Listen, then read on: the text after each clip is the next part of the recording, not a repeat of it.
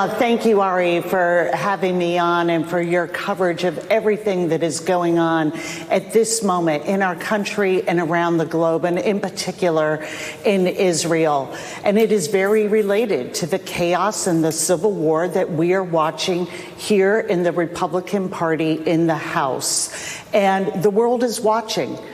Is this House going to be able to elect a speaker?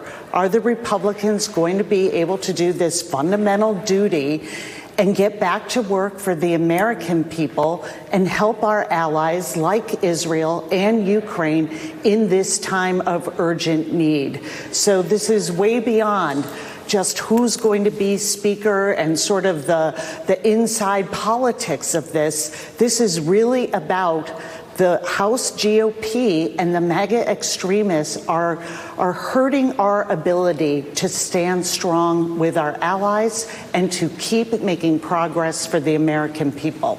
Yeah, you mentioned what's going on in the Middle East, and of course that's been the bulk of our coverage.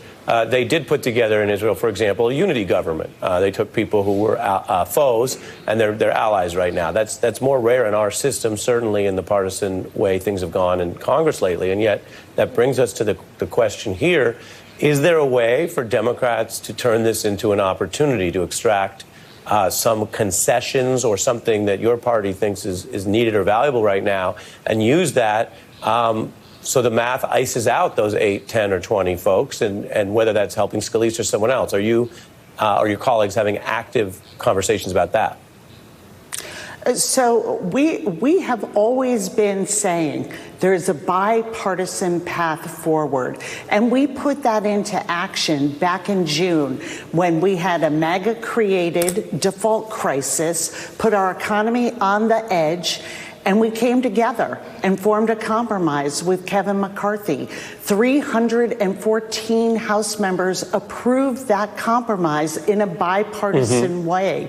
Why? Not because it got everything we wanted, but because it was the responsible way to put the voice of the American people back into it. So the Republicans need to take yes for an answer. But I'm pushing you. I'm only jumping in to push you a little bit.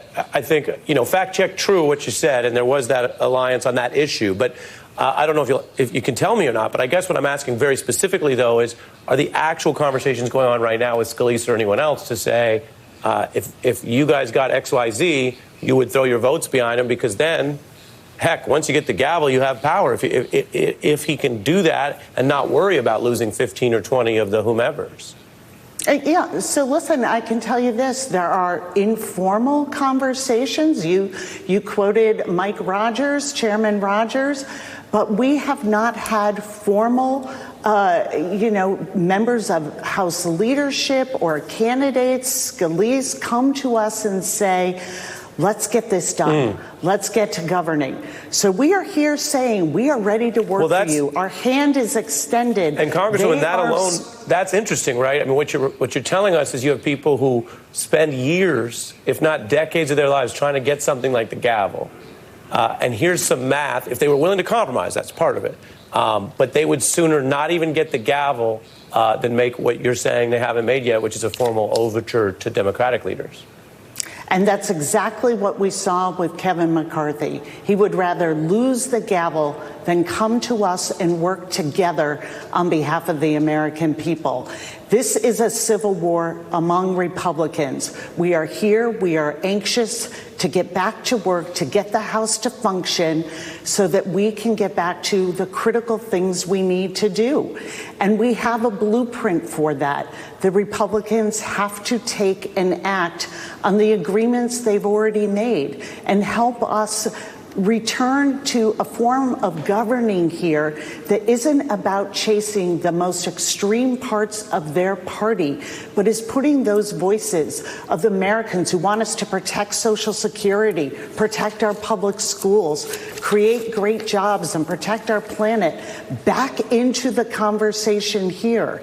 And with what is occurring, the atrocities the world is witnessing in Israel, we more than ever need to be here and functioning so we can act responsibly and strongly as a country, defending our allies and our own homeland. And finally, understood. And finally, there's this report that, well, maybe the answer is no answer. Politico says Republicans are discussing maybe you just they would empower the acting speaker, who's sort of like the substitute teacher over there, Patrick McHenry, to at least deal with the pressing questions of spending and foreign aid. Of course, Congresswoman, I got about 40 seconds left. If you give powers of the speaker to the substitute, do they not become the speaker? I don't know. It's house math. I mean, there is a way to actually elect a speaker pro tem. That could be for a set period of time. That's an option. We are open to options. But all we've seen so far is internal fighting, chaos, a circus-like atmosphere with lots of finger pointings by Republicans at Republicans. Who is left out of this whole conversation? Who is hurt? It's our allies and the people of this country. It is time for them to get back to work, know who they work for. I'm jumping in. I'm told from our control room that Steve Scalise has just emerged and said he's withdrawing his name from consideration. Your reaction? Well, I hope that they will come to us, get back to governing. There's a bipartisan way forward. All right. Well, the news has been breaking right here out of Washington. House Minority Whip Katherine Clark, thank you for joining us.